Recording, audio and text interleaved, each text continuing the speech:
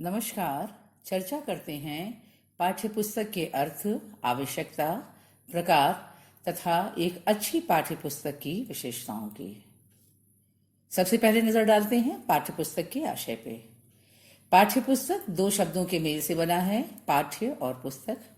पाठ्य शब्द का अर्थ है पढ़ने योग्य और पुस्तक जिसे पढ़कर ज्ञान की प्राप्ति हो। पाठ्य पुस्तक से अभिप्राय ऐसी पुस्तक से है जो पढ़ने पढ़ाने के योग्य हो, परंतु विद्यालयों में पाठ्य पुस्तक का संबंध औपचारिक शिक्षा की उस पुस्तक से है जिसे अध्यापक कक्षा में अनिवार्यता की दृष्टि से पढ़ाते हैं। पाठ्य पुस्तक की परिभाषाओं को देखें। हैरो लिकर के अनुसार पाठ्य पुस्तक ज्ञान, अनुभवों, भावनाओं, विचारों तथा प्रवृत्तियों व मूल्यों के संचय का साधन है। डगलस के अनुसार अध्यापकों के अनुभवों एवं विश्लेषण के अनुसार पाठ्य पुस्तक पढ़ने का महत्वपूर्ण आधार है। एनसीईआरटी पाठ्य पुस्तक के विषय में बताता है कि बोलचाल की भाषा में पाठ्य पुस्तक एक वह पुस्तक है जो मुद्रित है, जिसकी मजबूत जिल्द है, जिसका स्पष्टतः शैक्षिक उद्देश्य होता है तथा जो छात्रों के हाथों में रखी जाती है। बेकन के अनुसार किसी विशेष श्रेणी में पढ़ाई जाने वाली पुस्तक जिसे उस विषय के विशेषज्ञ शिक्षण विधि और शिक्षण साधनों को ध्यान में रखकर तैयार करते हैं, पाठ्य पुस्तक है। अब नजर डालते हैं पाठ्य पुस्तक की आवश्यकताओं पे। विद्यालयी शिक्षण में पाठ्य पुस्तकें अति आवश्यक हैं।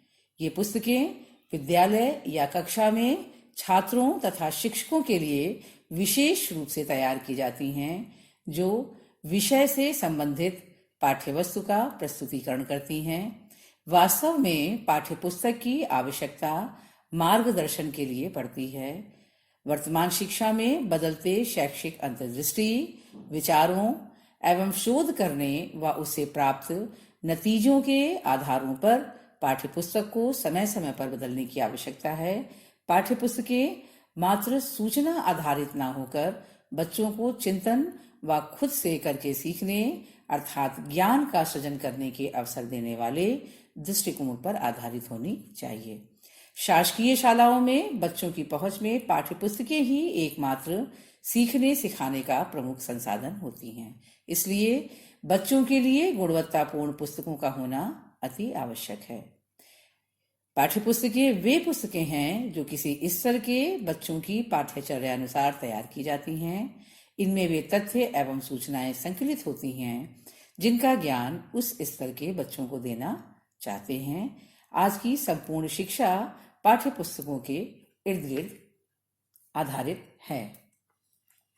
पाठ्यपुस्तकों की सहायता से शिक्षा की प्रक्रिया बहुत ही व्यवस्थित ढंग से चलती है और अध्यापक अपनी योजना इसके आधार पर बना सकते हैं। पाठ्यपुस्तकें पाठ्यक्रम में निर्धारित उद्देश्यों को पूर्ण करने में सहायक हैं। पाठ्यक्रम के अनुसार विषय का संगठित ज्ञान पाठ्यपुस्तकों के माध्यम से एक ही स्थान पर मिल जाता है। जब छात्र कक्षा ज्ञान में अधूरे रहते हैं, तब वे पुस्तकों का सहारा लेकर इस अधूरे ज्ञान को स्पष्ट एवं निश्चित करते हैं।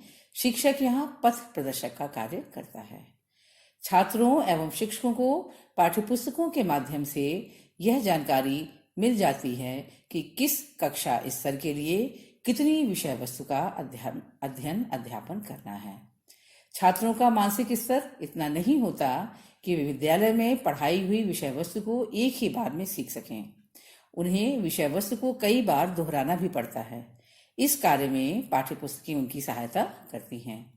पाठ्यपुस्तकें अध्यापक की मददगार होती हैं। अध्यापक के उपस्थित न रहने पर यदि छात्र चाहें तो स्व अध्ययन के लिए इसे पढ़ सकते हैं। छात्रों एवं शिक्षकों के समय की बचत पाठ्यपुस्तकों के माध्यम से हो जाती है। अब बात करते हैं पाठ्यपुस्तकों के प्रकार पे। पाठ्यपुस्तकें मुख्यतः 3 प्रकार की होती हैं: सामान्य पाठ्यपुस्तक, पाठ्यक्रम पर आधारित पाठ्यपुस्तक और संदर्भ पुस्तकें। इसमें सबसे पहले देखते हैं सामान्य पाठ्य पुस्तकों को। सामान्य पाठ्य पुस्तकें ऐसी पुस्तकें हैं जो विषय विशेष से संबंधित तो होती हैं, किंतु इनमें किसी निर्धारित पाठ्यक्रम को आधार नहीं बनाया जाता।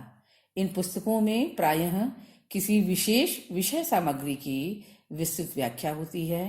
सामान्य पाठ्य पुस्तकें शिक्षकों व शिक्षार्थियों के लिए सहायक पुस्तकों का काम करती हैं, जो कि उच्चतर माध्यमिक व उससे ऊपर की कक्षाओं में प्रयुक्त होती है।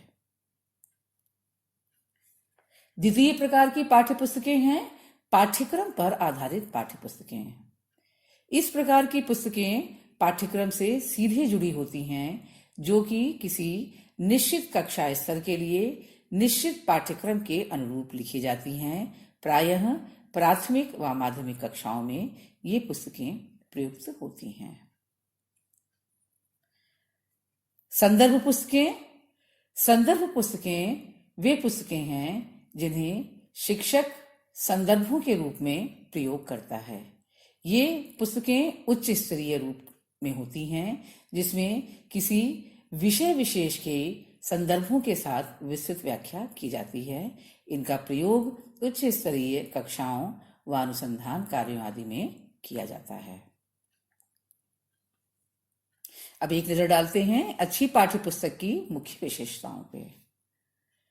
एक अच्छी पाठ्य पुस्तक वह पुस्तक है जो कि बालक के मानसिक स्तर के अनुरूप हो, जिस कक्षा में उस पुस्तक को पढ़ाया जाना है।